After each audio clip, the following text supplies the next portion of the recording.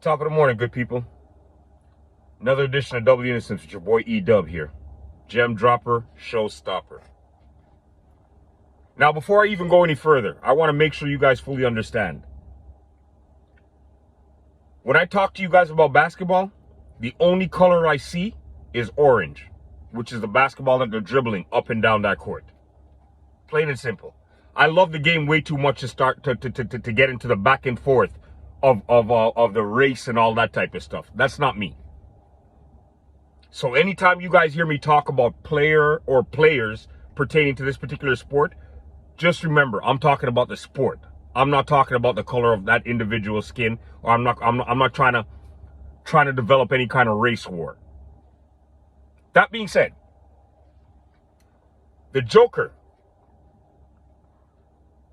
from the Denver Nuggets won the MVP again last night. And and let me give him a round of applause. I mean, the man is a bad man. Plain and simple. He is a bad man. But this particular season, I think that Shea Alexander from OKC was the man that really deserved to be the MVP.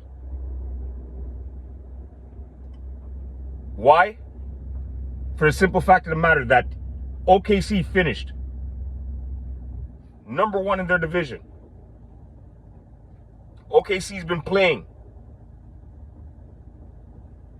top quality ball all season long.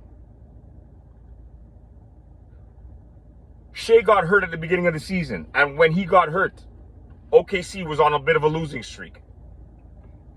When he came back, you saw exactly what happened. You see where they are right now. They have not lost yet in the playoffs. I understand the playoffs doesn't really count when they're going into their votes for the MVPs. I understand that. But they got to take into consideration the team that OKC is on. It goes as he goes. It marches to his drum.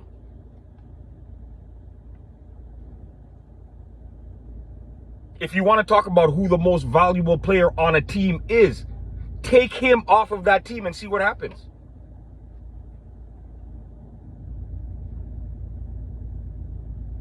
Again, this is not taking anything away from the Joker, because the Joker is the most important person on his squad.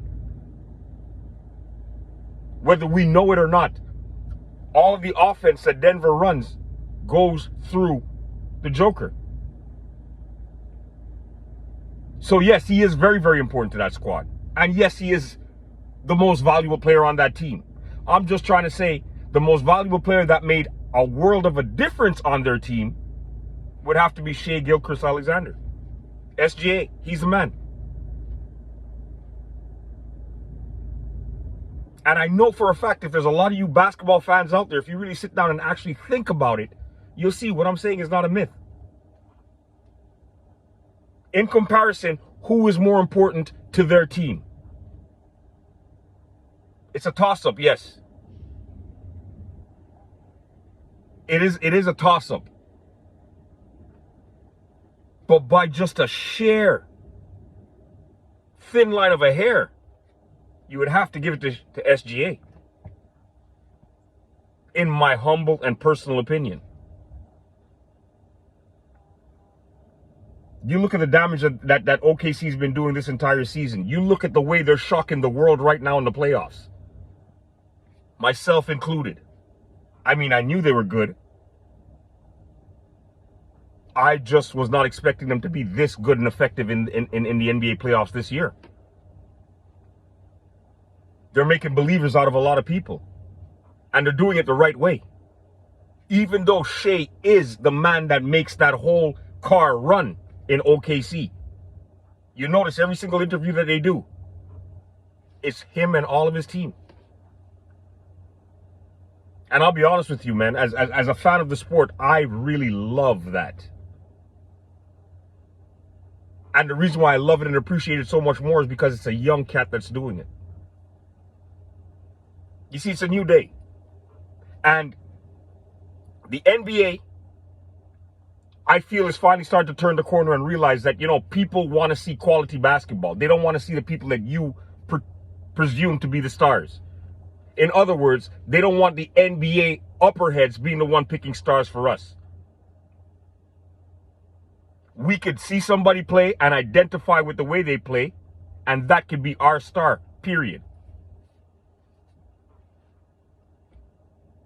We don't need you guys to hold us by the collar and tell us, okay, this is your star and this is the man that you have to follow. We don't need that anymore. We have our own eyes. So, the fact of the matter, if you look at the playoffs right now, with the exception of Kyrie Irving, I'm trying to think of anybody, of any of the other old dogs that are still left in the playoffs. But if you look at what's happening right now in the playoffs, it's a lot of young guns that are running it right now. So the league has finally turned the corner. Now we need the people that are actually voting for MVPs to do the exact same. Turn the corner. Get out of the old school mentality. It's okay. We understand. Shea right now, a lot of people are knowing about. I mean, those of us that live out here in Canada, we knew about him. He's putting a different spin on things right now in the league. I understand that. Where he's putting the league on notice. He's 2 years into doing this, but this is the year that people are really finding to really stand up and say, wow, yeah, this guy's a real bad man.